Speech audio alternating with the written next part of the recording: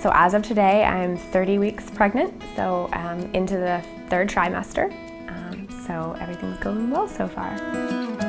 When I went to the gynecologist, you never knew which doctor you were going to see. Dr. Riedel and Dr. Touzan were very consistent in that you saw one of them each time and they rotated through, so you developed a relationship with each of them. Well, we take great pride in getting to know our patients. When I joined this practice, we made it a point to see our patients equally. It's important for us to get to know them, to gain their trust. My first impressions of the doctors is they're kind and warm, and they really took the time to sit down and talk to you. Most first-time moms have many questions, and nobody teaches you these things. And being able to educate my patients and making an impact in their lives is actually the best feeling I can have. Which is really nice because you don't know what to expect. There's no way you could possibly be prepared for this experience. Everything we do in obstetrics is based on how far or how many weeks they are in the pregnancy. I'm feeling good so far. We had a little bit of an upset in which I got diagnosed with gestational diabetes. We screen all women around 26 to 28 weeks for gestational diabetes, and which happens up to about 7% of pregnant women. I think within 2 hours I'd heard from both doctors, the nurse, and the nutritionist all at once.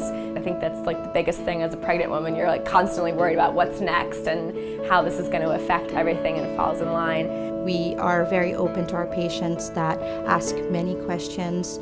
Our patients are very knowledgeable, they're well read. I think it's important the patient needs to educate themselves too, and we try to educate them with every visit.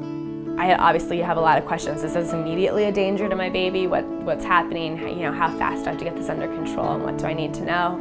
I want them to know that I respect their thoughts and their role in the decision-making process that's involved in their care. I think that the personal relationship will especially become important. I mean, it's been important since day one to me, of course, but when it's actually go time and we get into the delivery room and they've gotten to know me the whole way through and every experience that we've had.